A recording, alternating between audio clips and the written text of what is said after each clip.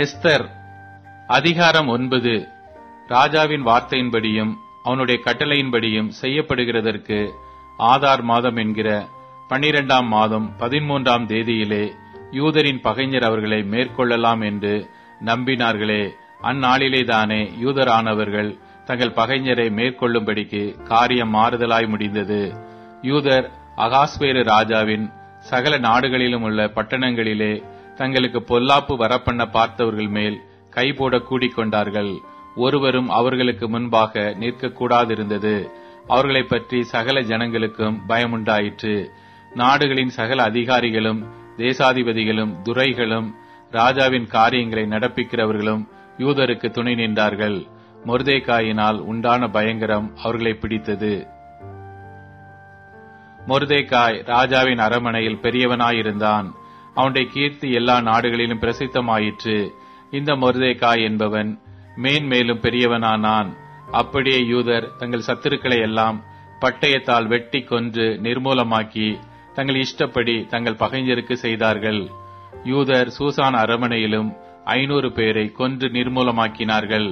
அம்மே தாத்தாவின் குமாரனாகிய ஆமான் என்னும் யூதருடைய சத்துருவின் குமாரரான பர்சான் தாத்தா தல்போன், அஸ்பாதா, பொராதா, அதலியா, அரிதாத்தா, பர்மஷ்டா, அரிசாய், அரிதாய், வாய்சாதா ஆகிய 10 பேரையும் கொன்று போட்டார்கள். ஆனாலும் கொள்ளையிட தங்கள் கையை நீட்டவில்லை. அன்றைய தினம் சூசான் அரமனையில் கொன்று போடப்பட்டவர்களின் தொகை ராஜ சமூகத்தில் கொண்டு வரப்பட்டது. அப்பொழுது ராஜா ராஜாத்தியாகிய எஸ்தரை நோக்கி, யூதர் சூசான் அரமனையில் 500 பேரையும் ஆமானின் 10 குமாரரையும் கொன்று நிர்மூலமாக்கினார்கள். ராஜாவின் மற்ற நாடுகளிலும் என்ன செய்திருப்பார்களோ இப்போதும் உன் வேண்டுதல் என்ன? அது உனக்கு கட்டளையிடப்படும். உன் மன்றாட்டு என்ன? அதன்படி செய்யப்படும் என்றான். அப்பொழுது எஸ்தர், ராஜாவுக்கு சித்தமாயிருந்தால் இன்றைய தினத்து கட்டளையின்படியே சூசானில் இருக்கிற யூதர் நாளைய தினமும் செய்யவும், ஆமானின் 10 குமாரரின் உடலையும் தூக்கு மரத்தில் தூக்கி போடவும் உத்தரவாக வேண்டும் என்றால். அப்படியே செய்யும்படிக்கு ராஜா உத்தரவு கொடுத்தான். அதற்கு சூசானிலே கட்டளை பிறந்தது.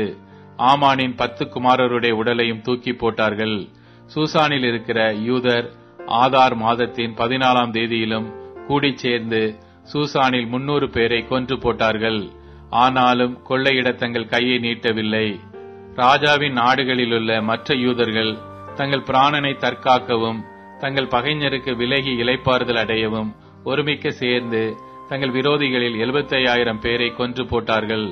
ஆனாலும் கொள்ளையிட தங்கள் கையை நீட்டவில்லை. ஆதார் மாதத்தின் 13ஆம் தேதியிலே இப்படி செய்து 14ஆம் தேதியிலே இளைப்பாரி அதை விருந்துண்டு சந்தோஷப்படுகிற பண்டிகை நாளாக்கினார்கள். சூசானில் உள்ள யூதரோவென்றால் அந்த மாதத்தின் 13ஆம் தேதியிலும் 14ஆம் தேதியிலும் ஏகமாய் கூடி 15ஆம் தேதியில் இளைப்பாரி அதை விருந்துண்டு சந்தோஷப்படுகிற பண்டிகை நாளாக்கினார்கள். ஆதலால் அலங்கமில்லாத ஊர்களில் குடியிருக்கிற நாட்டு புறத்தாரான யூதர்கள் ஆதார் மாதத்தின் 14ஆம் தேதியை சந்தோஷமும் விருந்துண்கிற பூரிப்புமான நாளும் ஒருவருக்கொருவர் வரிசைகளை அனுப்புகிற நாளுமாக்கினார்கள். மொர்தெகாய் இந்த வர்த்தமானங்களை எழுதி சமீபத்திலும் தூரத்திலும் இருக்கிற அகாஸ்வேரு ராஜாவின் சகல நாடுகளிலும் உள்ள எல்லா யூதருக்கும் நிருபங்களை அனுப்பி வருஷந்தோறும் ஆதார் மாதத்தின் 14ஆம் 15ஆம் தேதிகளை யூதர் தங்கள் பகைஞருக்கு நீங்களாகி இளைப்பாறுதல் அடைந்த நாட்களாகவும் அவர்கள் சஞ்சலம் சந்தோஷமாகவும் அவர்கள் துக்கம் மகிழ்ச்சியாகவும் மாறின மாதமாகவும் ஆசரித்து அந்நாட்களில் விருந்துண்டு சந்தோஷம் கொண்டாடவும் ஒருவருக்கொருவர் வரிசைகளை அனுப்பவும் எளியவர்களுக்கு தான தர்மம் செய்யவும் வேண்டும் என்று திட்டம் பண்ணினான்.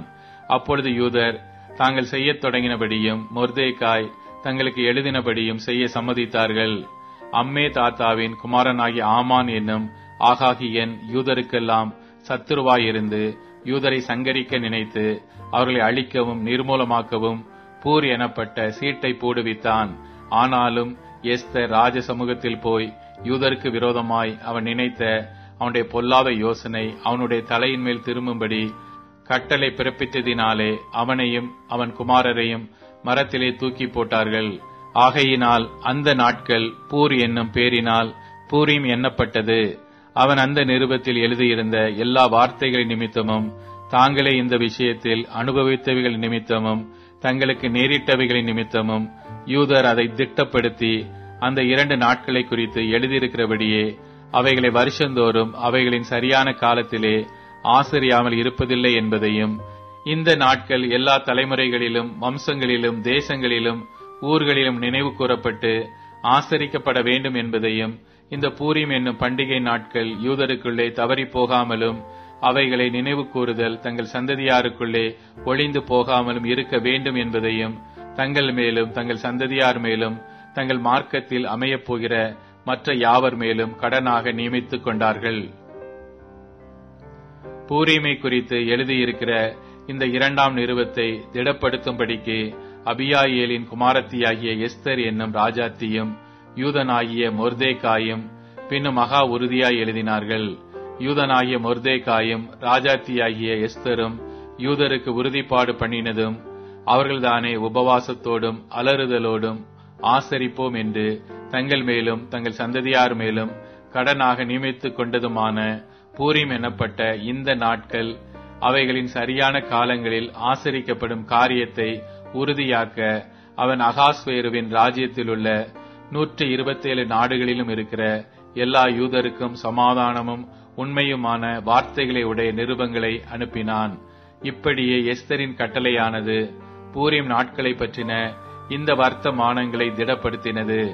அது ஒரு புஸ்தகத்தில் எழுதப்பட்டது.